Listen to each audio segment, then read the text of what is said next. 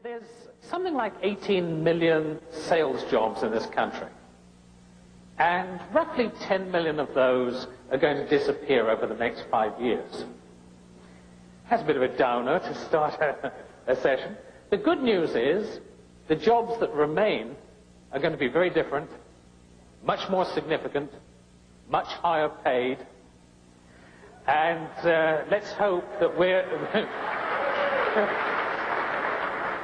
let's hope we're in the right group.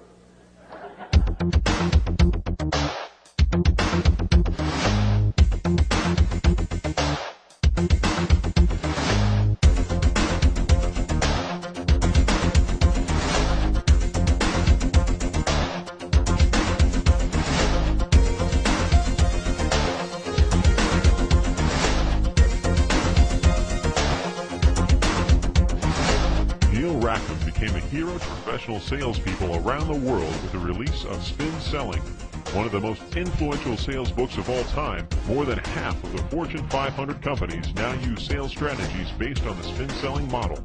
Neil's follow-up books include Major Account Sales Strategy, Getting Partnering Right, and most recently, Rethinking the Sales Force. Neil Rackham is the global authority on the evolution of professional selling. No one alive has done more to change the way major companies think about selling. A top-rated speaker and respected thought leader, Neil Rackham's hard-hitting, fully customized programs are designed to provide maximum learning and maximum benefit for you and your company. Here are a few excerpts of recent presentations.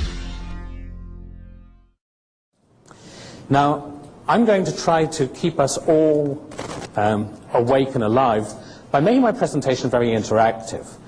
I'm going to put on the screen things called station breaks.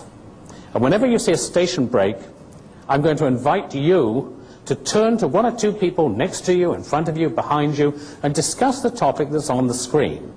And then I'll talk more about it myself.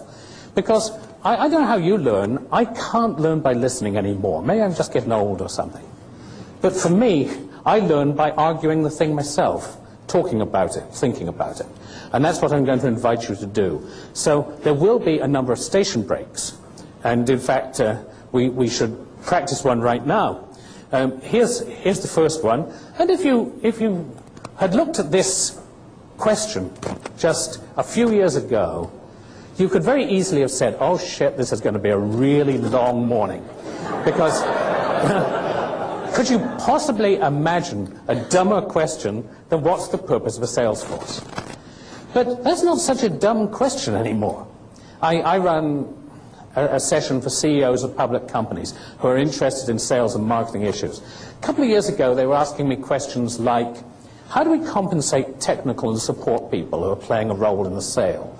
Or, you know, how do we manage big global accounts and cut that with our local geographies?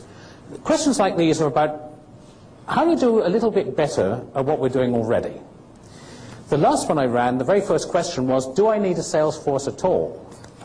That's a more serious question. And that's all about, well, what is the purpose of a sales force? So I'm just going to invite you to talk to some people around you about just that topic. What is the purpose of a sales force? And then I'll discuss it with you. So let's try a station break.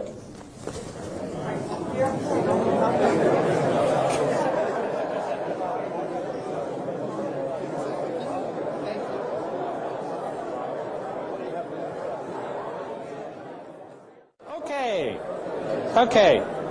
I heard a number of answers from you. Most of them sounded pretty reasonable. The answer, the purpose of a sales force is to make sales is not necessarily the deepest answer you could have.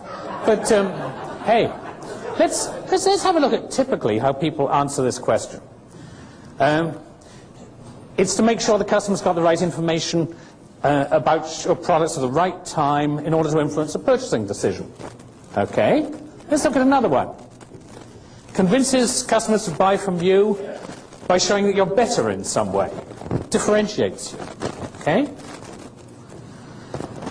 It shows that you've got something worthwhile that meets customer needs. I think that's reasonable. I like this one. It's a translator. It puts stuff into the customer's language. And that sort of makes sense. Last one here. The purpose of the sales force is to communicate to customers the value of your offerings. Okay, that again is a reasonable statement. I'm going to be suggesting to you that all those 5 statements I showed on the screen have something in common. And they're probably rather like some of the things you were saying. Every one of those 5 is about the idea that the role of the sales force is to communicate value, to show the customers that we have this mousetrap and this mousetrap is better. I'm also going to be suggesting to you that's yesterday's purpose of a sales force. If all that you do is you communicate to customers how great your products and services are, you're probably not going to cut it. In fact, my co-author and I did a lot of research into the probable future numbers of people in business-to-business sales. Today, there's about 19 million people employed in the United States in business-to-business selling. We think that's going to drop to about 10 million within the next 5 years. And the reason why it's going to drop to 10 million is an awful lot of people will never get away from the idea that selling is about communicating to customers that you have a great product or service. Selling is actually much more than that, and will be more than that in the future, and I want to talk about it. Because what you're talking about here is how do we add more than the mousetrap already has? What is it that we do when we sell that adds something that the customer values, which will tip the sale in our favor? Where if we can do it, and a competitor can't do it as well as us, even if they could copy our products and services, we would be the ones who get the business. And that's really worth thinking about. In fact, it's so important that one of the things I'll do is when I'm working with an organization to try and help move sales forward, and one of the first things I'll do is I'll make sure that in everyone's mind is the question, before I go out on a major call, is the customer going to write me a check for the call I'm just about to make?